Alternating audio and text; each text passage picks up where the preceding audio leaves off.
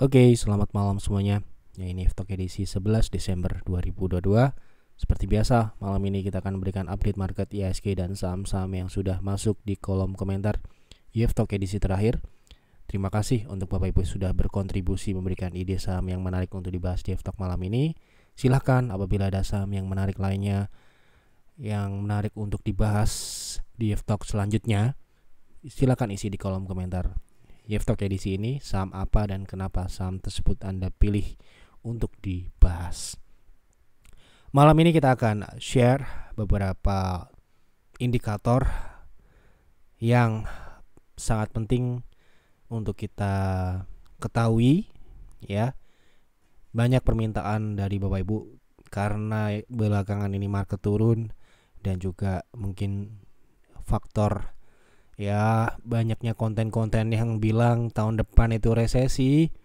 Entah itu terjadi atau tidak, yang jelas dalam berinvestasi rasa aman dan rasa nyaman itu perlu kita bangun lewat strategi. Nah, di dalam strategi itulah ada beberapa indikator yang kita harus perhatikan ya untuk mendukung dan membangun rasa aman dan rasa nyaman ketika berinvestasi. Nah, nanti kita akan share apa saja sih indikator-indikator yang kami lihat untuk ya bisa dikatakan membangun rasa aman dan rasa nyaman ketika berinvestasi jangka panjang.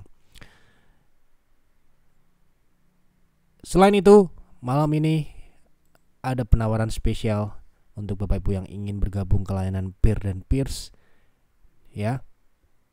Peer 12 bulan diskon 50% dan Peers juga 50%. Jadi silakan apabila Anda ingin berinvestasi bersama YF di Peer dan Peers, manfaatkan New Year Program. Ya, ini promo 1 tahun sekali dan tersedia sampai dengan 14 Desember. Hanya untuk 5 masing-masing ya, Peer 5 dan Peers 5. Jadi karena ini terbatas, silahkan kalau Anda belum tahu apa itu Peer dan Peers, pastikan Anda pelajari terlebih dahulu di website kami yefadvisor.com/membership. Di situ ada penjelasan terkait layanan-layanan kami, ada penjelasan Peer, ada penjelasan Peers lengkap dengan bagaimana kinerjanya ya, dan Anda juga bisa lihat secara mendetail bagaimana kinerja Peer dan Peers dari waktu ke waktu tentu saja. Baik, agar durasi tidak terlalu panjang, kita langsung masuk ke pembahasan IHSG. Untuk IHSG, saya rasa sama dengan stock call ya. Jadi Bapak Ibu mungkin sudah baca stock call setelah video ini tayang. Bapak Ibu mungkin sudah baca stock call seperti apa perkiraan IHSG di minggu ini setelah mengalami penurunan minggu kemarin. Ya, silahkan dibaca di website kami. Langsung kita bahas saham pertama. Mohon bahas GPRA untuk invest bisa masuk di harga berapa? Oke, kita cek dulu bagaimana fundamental dari GPRA. Ya. Jadi GPRA ini fundamentalnya apakah layak atau tidak gitu ya. Itu yang paling penting. Karena kalau kita invest, yang pertama kita harus lakukan adalah mengecek apakah fundamentalnya itu baik atau tidak. Jangan sampai beli kemudian baru ngecek gitu ya. Nah, ini adalah kinerja GPRA dari waktu ke waktu, di mana kalau saya lihat pertumbuhannya itu kurang stabil, naik turun ya. Jadi ini bukan tipikal perusahaan yang sedang tumbuh ya gitu. Meskipun di 2021 mengalami pertumbuhan yang cukup signifikan ini ya, 37%. Dan di operasionalnya juga tumbuh 24%. Namun sekali lagi ini bukan emiten yang stabil ya. Jadi yang kita perhatikan adalah tidak hanya angka pertumbuhannya, tetapi kita lihat secara menyeluruh. Apakah pertumbuhan ini terjadi berkelanjutan atau ya tidak stabil seperti ini, naik turun seperti ini ya. Jadi ini mungkin bukanlah opsi untuk pertumbuhannya.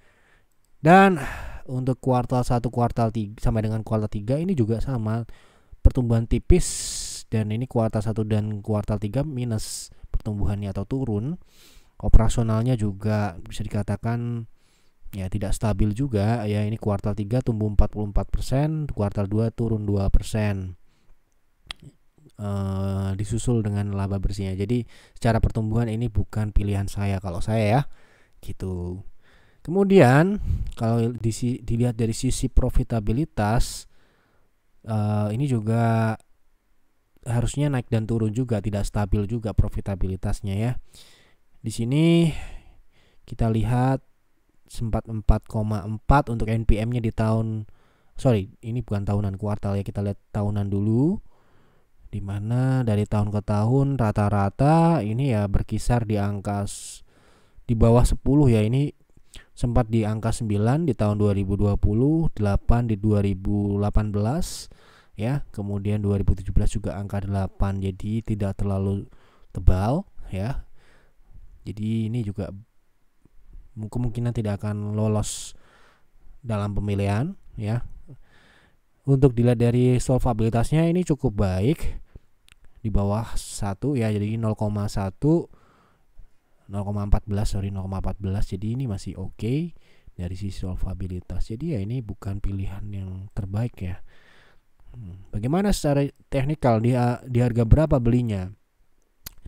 Jadi untuk saat ini saya lihat dari teknikal untuk GPRA ini sepertinya dia mulai reversal dari tren turun 2014 ini ya, dimana dia mengalami downtrend cukup panjang, kemudian ini mulai naik, dan kalau kita lihat kenaikannya ini berlangsung dalam waktu yang cukup singkat, jadi 1 bulan aja. Dan ini bulan Desember ini saya lihat turun ya. Kemungkinan ini masih bisa naik ke angka 170. Ini lebih ke trading ya, lebih ke trading. Jadi kalau mau beli, kalau saya lihat dari ke belakang, EMA 60 ini bisa menjadi acuan kita untuk beli di 90-an sampai dengan mungkin di 80-an, dengan proteksi di bawah 70 ya. Tentu saja kalau di bawah 70 itu sudah tidak rekomen lagi, dengan target terdekat di angka 120, target kedua di 170. Ini untuk trading sekali lagi, karena untuk invest menurut saya belum bukan pilihan untuk saat ini ya. Oke, selanjutnya minta advice saham Toba untuk invest 2 sampai dengan 3 tahun. Menurut Bapak, kepemilikan masyarakat Toba sekitar 8% itu menjadi nilai plus atau sebaliknya? Saya tertarik karena ada sentimen kendaraan listrik. Kepemilikan masyarakat semakin kecil semakin baik. Kenapa? Karena manajemen mengontrol pergerakan harganya. Sedangkan kalau masyarakat yang memegang lebih dominan, itu sangat rawan dengan adanya gangguan-gangguan eksternal. Refleksi dari kinerja fundamentalnya juga akan lebih terlihat, tidak akan sempurna, tidak akan efisien, tapi akan lebih baik refleksinya ke fundamentalnya. Gitu ya. Jadi kalau kita invest kan kita acuannya adalah fundamental. Kita harus tarik ke fundamentalnya. Fundamentalnya akan direfleksikan oleh manajemennya, sehingga kepemilikan atau kontrol pergerakannya lebih baik apabila dikontrol oleh manajemen atau business ownernya. Seperti itu. Nah, lanjut ya. Mohon pandangannya Indi, apakah cocok untuk swing atau investasi? Berapa targetnya dari sekarang? Indi, untuk swing atau untuk investasi? Ini pertanyaannya agak bingung sepertinya ya. Jadi kalau trading ya trading, invest ya invest, seperti itu ya. Jadi kita ambil swingnya aja. Oke. Salah satu ya. Nah, ini Indi sedang proses koreksi, swing turun ya. Jadi untuk swing harus nunggu dulu nih sepertinya ke uptrend line-nya ini dulu. Setidak-tidaknya tunggu di angka 26. Atau kalau kita mengacu pada uptrend line atau EMA 60 ini masih agak jauh ya. Kalau EMA 60 ini kan sifatnya dinamis ya. Jadi pergerakannya ini bisa semakin lama semakin naik ya. Jadi saat ini kita coba tunggu untuk swing di 2620 sampai dengan 24 ya mungkin ya. Jadi kalau mau nunggu dulu di level tersebut untuk swing. Ini kebetulan dia sedang koreksi karena sudah naik ya. Jadi tunggu dulu ya. Karena ini sedang dalam fase tren turun koreksi dari uptrend jangka panjangnya. Kalau dia sedang koreksi ini cukup panjang ya. Nah, sebaiknya memang tunggu di level tersebut atau dia tunggu mematahkan tren turun ini dulu. Seperti itu. Tolong bahas saham Kino, best price untuk masuk di angka berapa, lebih layak untuk invest atau trading. Oke, invest ya, kita coba cek invest, layak untuk invest atau tidak gitu ya. Kita lihat Kino. Oke, sahamnya sedang posisinya sekarang ini downtrend cukup jauh ini ya. Turunnya cukup jauh.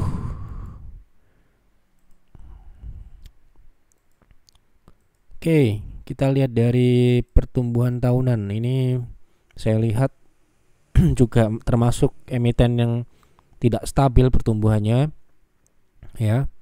Kita lihat ini beberapa tahun turun, beberapa tahun naik ya, seperti itu, tidak terlalu menarik dari sisi pertumbuhan, baik itu dari pendapatan ataupun dari kinerja labanya. Laba operasionalnya juga terlihat tidak stabil. Laba bersihnya juga kemungkinan sama mengikuti ya. Kemudian untuk tahun ini bahkan ini rugi di kuartal ketiga ya, kerugiannya mencapai kuartal 2 juga rugi nih ya. Kuartal 2 dan kuartal 3 ini tidak positif ya atau negatif ini ya, rugi 2,3 bio di kuartal 2 dan kuartal ketiga ini rugi 290 miliar. Jadi ini sudah dapat dipastikan tidak akan terpilih di kami loh ya. Gitu, karena ini pertumbuhannya tidak stabil secara fundamental, ini masih banyak yang lebih baik ya. Gitu. Kenapa kok sahamnya turun seperti ini ya, kemungkinan besar karena itu tadi ya. Oke, seperti itu. Tolong bahas Jasa Marga untuk investasi, masuk di harga berapa dan target terdekatnya. Oke, target terdekat. Investasi target terdekat. Oke. Kita cek dulu fundamentalnya seperti apa untuk Jasa Marga. Ini downtrend ya, posisi saat ini downtrend. Nah ini ya, ini targetnya 2000 ini ya. Coba kita cek fundamentalnya terlebih dahulu. Oke, untuk pertumbuhan saya lihat ini lebih baik ya.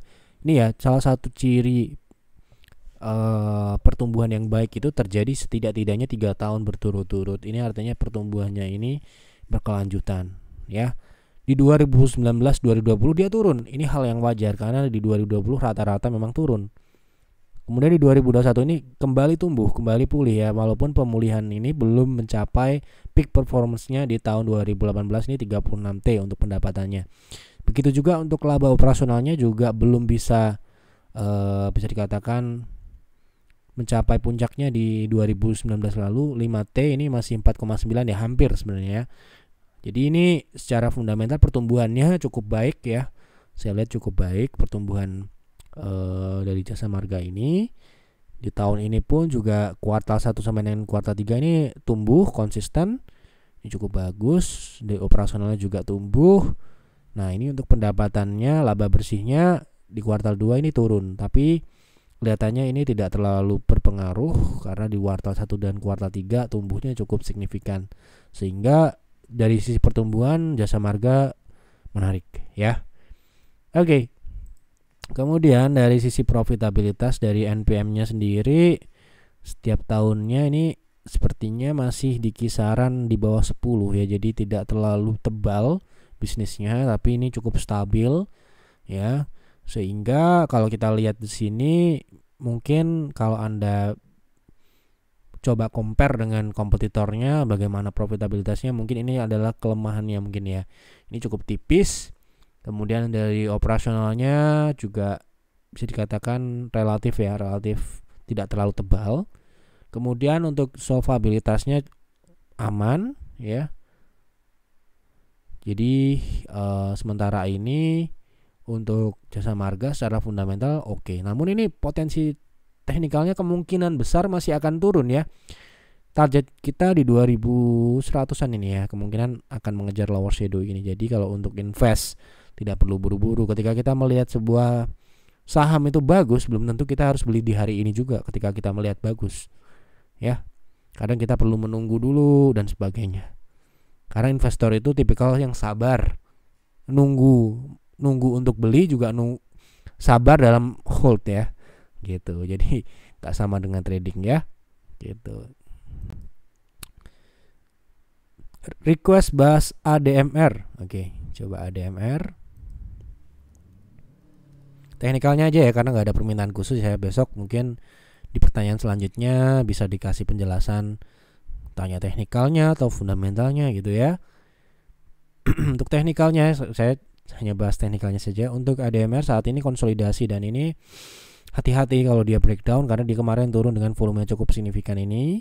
Jadi kalau dia breakdown dari angka 216 1600 itu potensinya adalah turun lanjut ke angka 1470 sampai dengan 1200 ya untuk Adaro Mineral. Jadi hati-hati karena ini posisi saat ini masih konsolidasi dan juga cenderung mengarah ke turun. Oke. Mau dibahas technical Arto untuk trading. Oke, untuk Arto sekarang ini masih downtrend, dan sesuai dengan pembahasan terakhir ya, ini masih melanjutkan penurunan setelah dia menembus 0,6 ya. 0,6 ini sempat menjadi reversal point dan uptrend dalam jangka pendek cukup signifikan ini dari angka 7.000 ke angka 10.000 11.000-an ini. Kemudian dia kembali muji dan breakdown dan turun cukup dalam di angka 3.000 ya sekarang ini, dan memang dia downtrend seperti ini. Kalau downtrend jadi harus hati-hati ketika Anda beli dan trennya turun. Kalau ternyata dia lanjut turun, jangan ditahan karena bisa seperti ini, cukup dalam turunnya, karena pesta dari Arto ini sudah berakhir untuk sementara ini, dan ya kenaikan-kenaikan ini bisa dikatakan adalah proses turun, dan sepertinya ini masih bisa tunggu di angka 2.000 3.000 di bawah 3.000 ya, di bawah 3.000 untuk saat ini. Jadi tunggu dulu lah, belum terlalu menarik menurut saya. WRG untuk swing udah boleh masuk. Oke, untuk WRG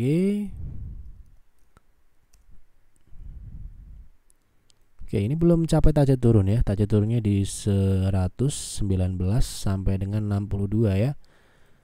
Kita coba lihat candle terakhir ini bearish sandwich, jadi potensinya turun lanjut harusnya. Ini dilihat dari time frame H4 pun ini membentuk lower high, potensi ke 120 ke bawah. Raus Pak, saya nggak tahu ini pertanyaannya teknik atau fundamental, jadi mungkin bisa diajukan lagi di F-Talk selanjutnya. Mau tanya apa, teknikalnya atau fundamentalnya, atau untuk trading atau untuk invest ya Pak Rahmat, tolong diperlengkap lagi. Saya akan bahas di F-Talk selanjutnya. Doit untuk trading masuk di berapa? Oke. Doit untuk trading. Oke, ini pembahasan terakhir ini. Doit saat ini sedang menguji uptrend line. Jadi kalau dia rebound dari uptrend line ini menarik ya. Anda bisa swingkan ke 320-an, 330-an sampai dengan 350 ya.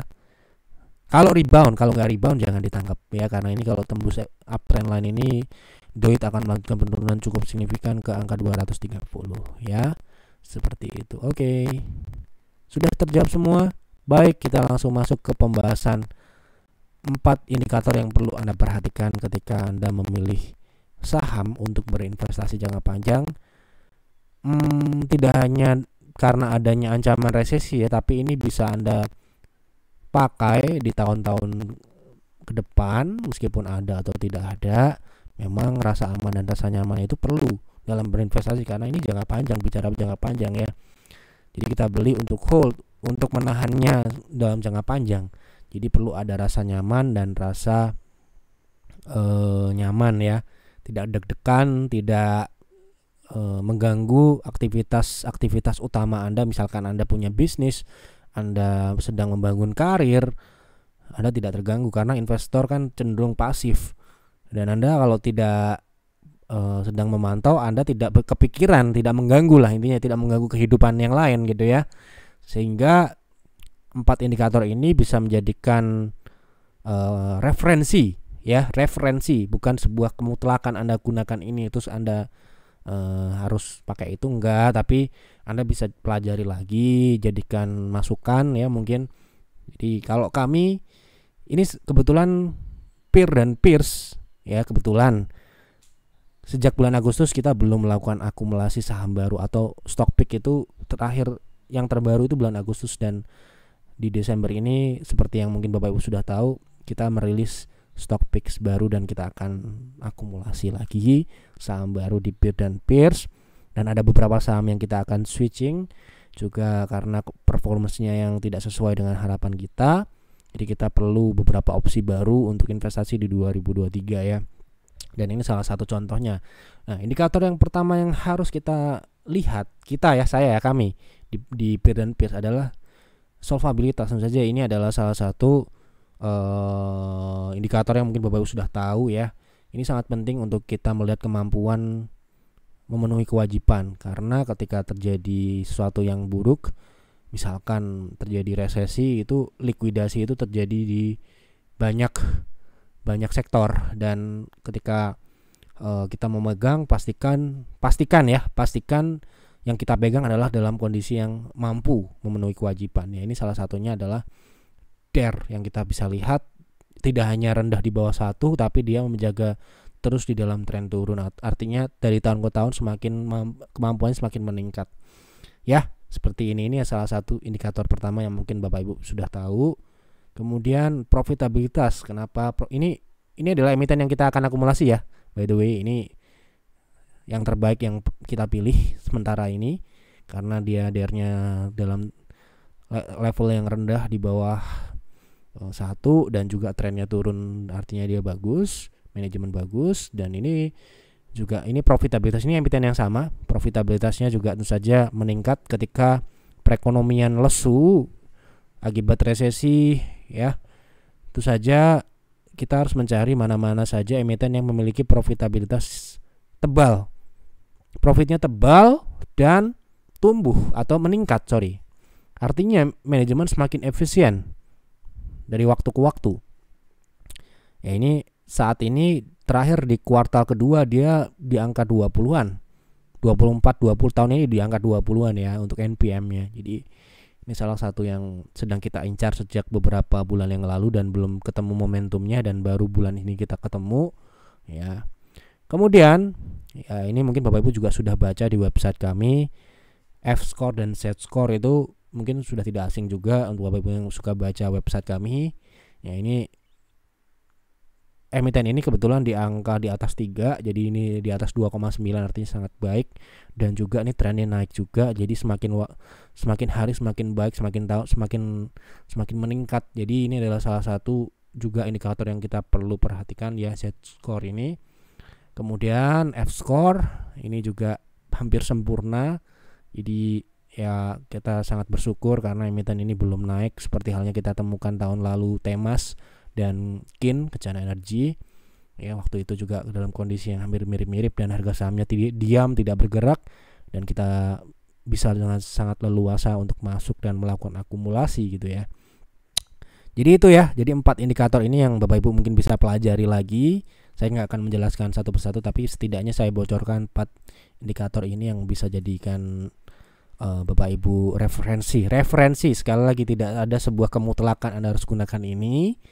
Anda ambil seperlunya, yang Anda suka-suka aja. Tapi kalau Anda di Peer dan Peers, tentu saja Anda bisa berkonsultasi. Misalkan Anda punya saham A, kemudian Anda pengen cek bagaimana skornya, Anda bisa konsultasi ya di Peer dan Peers. Sekali lagi ya, ini ada promo, silahkan join Peer dan Peers. Tapi sebelum join pastikan Anda tahu apa itu artinya investasi ya, itu tidak sama dengan trading ya. Jadi pastikan Anda seorang investor, jangan sampai Anda join Peer dan Peers minta trading, rekomendasi trading, karena di Peer dan Peers murni semuanya adalah investasi ya. Jadi kalau Anda belum tahu, pelajari dulu apa itu Peer dan Peers di website. Sekali lagi ya, di situ sudah dijelaskan dengan lengkap apa saja yang didapatkan, kemudian bagaimana kinerjanya. Tidak selalu naik ya, ada naik dan turun. So far so good karena pertumbuhan kita di angka 89 di November 2022. Kemudian untuk Peer sendiri beda tahun ini 54%. Ya, jadi mungkin tidak akan sama seperti private trading karena concernnya juga beda. PTR orang-orangnya adalah orang-orang aktif di bursa, jadi ya pastinya kalau dia aktif harusnya lebih besar pertumbuhannya dibandingkan orang yang pasif ya. Jadi seperti itu ya kira-kira. Jadi sebelum join pastikan Anda sudah tahu apa itu investasi, dan juga Anda sudah baca perbedaan peer dan peers. Jelas ini sistemnya sama dengan peer dan peers sama, tapi memang pilihan sahamnya tentu saja peers hanya saham syariah itu ya. Pastikan Anda investor saham syariah kalau joinnya peers. Jangan sampai ya Anda salah pilih ya itu ya. Karena peer dan peers ini harganya berbeda gitu ya.